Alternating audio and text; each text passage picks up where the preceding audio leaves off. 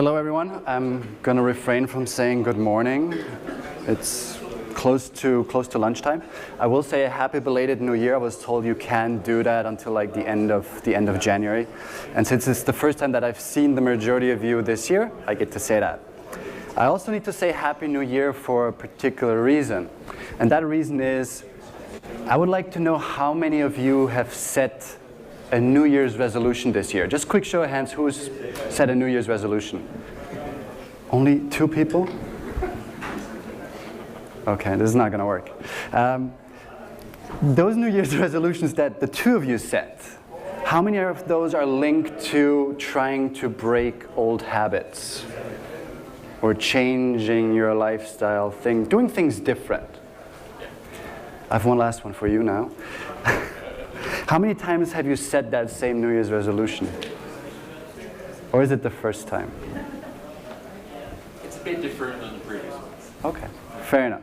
Cool. Encouraging habits, been there, done that, and will likely do again. Why we call this session that, you will find out. Hi, my name is Chris. I work for AppLift. That's all you need to know about me. This is not a presentation about myself or AppLift. I think it's always important to understand it is a very young industry, but a lot has happened since kind of the early days of apps and mobile games and the app stores. So just to kind of remind everybody where we kind of come from, if we go back all the way to Q4 2009, we had roughly 16,000 apps in the Google Play Store, Android store as it was called back then. The iOS store had been around for a while. We had around 100K, but looking at Q4 2016, so more than a year ago, we were well above 2 million on both. I think Android is around 3.5 million by now. Apple is somewhere around 3 million. Bottom line is, if you look at back to 2009, we're looking at 16,000% growth. We're looking at a growth percentage that's higher than the initial amount of apps that we actually started out with, and a still very strong 4-digit 2.2,000% growth on iOS. Why is that important to know? Back then it was very easy to stand out in the crowd. If you look at that kind of audience or competition that you have, it gets really, really tough. Okay, this is definitely not the latest version, but that's fine. The colors were different. The good news is that revenue, monetization from games is growing faster than downloads. And big thanks to Sensor Tower for providing all this data. They have a lot of good stuff on their blog at the moment. Revenue is growing faster than downloads. If you are one of the lucky ones who actually have an app that monetizes really well, you'll be like, yes, goal achieved. If you are in the process of having a game that you want to be downloaded to gain traction, good news, yes, it's growing, not as fast as it used to be. So we talked about, let's assume for the sake of it, 2.5 million apps. Now, you're going to say, well, not all 2.5 million are games. Yes, that is true.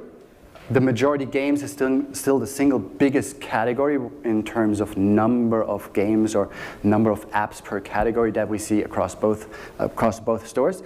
But we had in the panel by the guys from Liftoff just a little while ago, the answer was C, I believe, in terms of around 46 billion in terms of the revenue coming from mobile games. But where does it actually come from? So if we look at the overall revenue, and this is global, we're not discriminating between different countries, we're also only looking at overall, so we're including iOS and Android. Let's look at the top 5. Monster Strike, Honor of Kings, Fate Grand Order, Clash Royale, and the evergreen Candy Crush. This is only revenue that was generated by these games in the year of 2017. So this is not aggregate, right? Does anybody want to take a wild stab how old the youngest game on the top 5 list is? Does anybody kind of vaguely remember, or does anybody play Clash Royale? Quick show of hands. Anybody? No? Nobody likes Supercell. So Clash Royale was released in 2016. That is the youngest game on this list, and it actually expands across the top 10, but 2016. So none of the titles that were released globally, either on iOS or on Android, fell into that list to getting the top 10. Now, some of you may have read this same report as I have. Yes, some iterations of titles were released in 2017, mainly either a Chinese edition or an Eastern edition of a game, a localized version, or a Western one from an APAC developer. They were released. The original titles all go back to at least 2016. So how does that look in terms of downloads? We saw revenue is growing stronger than downloads, or go back a step, revenue is mainly driven by apps that were released long before 2017. So how does it look on the download side? Similar picture. Subway Surfers, My Talking Tom, Honor of Kings, Clash Royale, and a somewhat different evergreen, 8-Ball Pool. 2015 is the original release that, again, some iterations or different localized versions were released last year. The originals all date back to at least 2015. So why am I showing you guys all this? What's the purpose? You probably all know this. It's becoming hella tough to release a game into the market that actually monetizes, but the average user doesn't have XYZ number of apps on their phone. It's actually between 30 to 50, it depends who you ask. Yes, some people have more, some people have significantly less. The average, again, between 30 to 50. But does it really matter how many apps somebody has on their phone? That was one of the key arguments for a long time why people should promote their apps and do UA for their apps. You want to be on that phone. It's still true. It's still very true. But if we take this a step further and say, okay, let's assume we have 40. Let's take the middle. 40 apps on our phones. Who cares if you're the app number 40 or app number 11? I have to be careful. The question is mainly on which apps do users or smartphone users actually spend their time? And this is actually very interesting. This is from a global report from the guys over at ComScore from last year. So the single top number one app on people's smartphone accounts for roughly 50% of all their time. Now, they don't really differentiate between is it a pre-installed app, is it Google Maps, is it the Mail app, but we kind of get the general drift. The number one app for a lot of people, it is Facebook, I presume. That takes up about half of your time. Unfortunately, there isn't really an app that will tell you can go back and look at your battery usage, that gives you an indication. But that said, the top three apps already take up roughly 3/4 of your time. 3 apps. If we go even a step further and look at the top 5, we're looking at roughly 90% of the time people spend on the top 5 apps they have on their phone. The next 5 on top, and we're still talking about the top 10, make that go to somewhere 95% plus. So that leaves for everything else, whether you have 30 apps, 40 apps, 50 or 100 apps, leaves around between roughly 5% of your time that you're actually spending time in other applications or games. I'm specifically not making the distinction between saying you compete only against other games. I don't think that's true anymore. That used to be the case.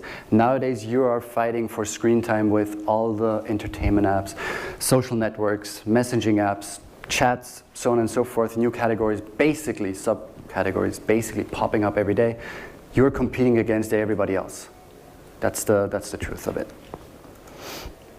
So I've done some very basic math. Math is not my strongest side, so it may not be 100% true, but the logic I used here to kind of illustrate what we're up against is saying, if you are an app in a store, you're up against roughly 2.5 million other apps.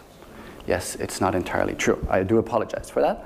For the sake of the calculation, you're looking at 0.00004% likelihood that somebody will open your game. That's a very small percentage. It's a very, very small percentage. Conversely, if somebody does have your game on their phone, and you're one of the lucky ones to be within that relevant set of the top or the 30 to 50 apps on somebody's phone, you're at least looking anywhere between 1 to 3%. If we were to say it's linear, and we completely ignore what we heard before about the top 3 taking up 75% of screen time, you are already within a relevant set of any smartphone user. You are considered. They made an effort to actually click on some kind of miraculous ad that they saw, or maybe they heard it from a friend and then they went to the store, searched for your game title, downloaded it. They made an effort. It's kind of like somebody walks into a store or makes the effort of walking into a store. They may not buy something right away, but they made the effort of going. A lot of people don't make the effort. So a different study from Harvard Business Review, and we've also heard this in the liftoff panel before, is it's roughly 5 to 25% or times, not percent, more expensive to acquire a new user than to retain an existing one. Now you guys are the experts, you have a much better understanding of how that balances out for your particular games. That is kind of the average. Given the competition that we have in the stores when we look back in terms of the development of overall numbers, it seems very logical that we should try to hold on to whoever has actually made the effort of installing, opening for the first time, maybe not monetizing or converting straight away, but we should try to hold on to all those users that we have. So what's the difficulty? Why is it not working? There's no right or wrong answer. My theory, my perspective is that we tend to end up in a situation where we cannot see the forest for the trees. What do I mean by that?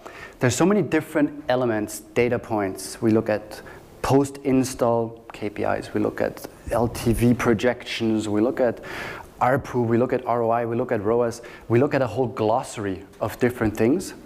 And then, just like any forest, if you try to cut down all the wood blindly by trying to save some other trees, you'll make a lot of mistakes. You need to really think carefully what it is that you actually want to preserve and what you don't. So ultimately, one of the biggest or the most common pitfalls that we see when we talk to the industry about retargeting or re-engagement is people do not want to spend any additional money on non-converters, non-payers. I've paid my $2 CPI, we heard that as well, the global average CPI for casual titles. I've paid my $2. I'm not going to invest another 30 cents for a click to re-engage that user if that user has not already converted. It's a bit unfair, to be honest. So, I don't have an answer. I have to disappoint you. I can't tell you exactly what you do. But what I can tell you to do, or what I suggest you do, is take advantage of your BI teams and your data teams. All the guys that come up with these amazing models of how you actually come up with the CPI rates that you are willing to spend on a potential new user. They're not just numbers. There's some kind of thought that goes into that, saying if certain criteria are met, the likelihood of a user monetizing at some point are at X% or the Y%. Conversely, if they don't perform a particular action, chances are lower, higher. There's a lot of thought, a lot of data that's gone into that, but don't let yourself be discouraged by saying, I will simply do a bit of retargeting, but I will only target the users that have paid and that have lapsed. Why? Because A, you are extremely limiting yourself to only the paying users. And B, if somebody has already lapsed or churned even, there's a good reason why they did that. People do come back. We have habits. Habits are not easily broken. But if somebody makes the very conscious decision to leave or replace your game with a different one, then you've missed an opportunity to retain that user, which means you go back to square one, which is unfortunate. You don't have to do it, but don't look at only the paying users that have not opened the game in 2 months or 30 days. Look at the ones that have hit certain milestones. Use the exact same milestones that you're using for defining LTV events and try to think, what can I build? How can I communicate with that user again before they actually jump off? It's still a fairly new discipline in the mobile space, I'll be honest. Some useful tips from our experience so far, very basic things. Build and prioritize clusters. Again, don't try to jump on it and look at the first or the most profitable segment and say, this is what I'm going to do. Look at the overall data set that you have and try to understand, try to find a balance between converters and non-converters. Yes, keep the ones that are spending, keep them happy. Retargeting, re-engage them, make them aware of special offers that you have. Perfect. They will continue spending, or they're more likely to continue spending. But also look at the ones that tick all the boxes apart from the one they haven't converted, they haven't made that initial payment. And as already mentioned, start retargeting or retarget users before churn takes place. Remember, it's easier to catch a customer in a store before they actually walk out and say, hey, by the way, we didn't mention it, but if you make a purchase today, we'll give you 20% off. It's easier while that user is still available to you as a developer, as opposed to when he's already walked around the block and left your store. It's very, very tough to get back to him. And last little insight, remember, you have all the IDs that you can potentially retarget on. But don't get hung up on saying, well, we can only retarget these users. You can also use these ID lists, these device ID lists, to actually say, well, I'm going to do very, very clean and targeted user acquisition, because instead of only targeting those IDs initially, you can say you want to blacklist them. So you can only show ads to the device IDs that are actually not on your lists. And with that, I think I don't have any more lives or out of it for the same. Thank you very much. Open for any questions. Do we have time for questions? I think we can sneak in a quick question. Maybe one or two? I mean, one thing, I was going to chuck something in on that one, because one of the things we did a long time ago when we were looking at Unity ads back in the day, when I was still working on that team, was just the importance of how longer term play is, not just in terms of the fact that they're staying with you, but the habit forming behaviour increases their likelihood to spend and increases the amount they're willing to spend. Right. So in some ways, to reinforce kind of what you're talking about, it just says to me, we just got to focus incredibly deeply on keeping people with us and desiring that ongoing repetitive behaviour. Does that mean it comes down to mostly game design, or is there still some things in terms of the sort of wider question of how we target people? Are we looking for the types of people, or, like you hint, are we risking a trap if we try and think like that? I think yes, game design, I think, is a crucial element if we think about it. I would be willing to bet on this if Candy Crush or if King had decided we are not going to add any more additional levels to the original Candy Crush, we probably wouldn't see them monetizing as well as they still do. I think there's a big part that needs to go into that. The second part is you need to understand, especially if you have multiple games, what is your key title? Which one actually drives your user base, your revenue? Let's stick to the example of King. If we look at Candy Crush, all the other subsequent titles, anybody that plays them and has more than just the one on their phone will play the other ones or will switch to other casual titles to bridge the time until the lives are filled up again. So you as a developer can influence the desired behavior to a certain extent. Beyond the actual game design, I would say you really have to start redesigning your user acquisition strategies to not say it's a one-off, I'll show an ad, somebody downloads, installs, and starts playing my game. But it's a multi-step process. Due to the competition, due to the way people interact, due to the lack of loyalty to a title that's not appealing, if you plan your UA budgets or you plan your CPI rates in a way that you say, if that user does not monetize within a certain amount of days, then I cannot invest anymore because I would be at a loss. I think that is maybe a bit of a prehistoric approach to how you actually do UA, because you're looking at a very narrow spectrum of the overall life cycle. Whereas if you talk about UA, you need to think about what happens after the initial install.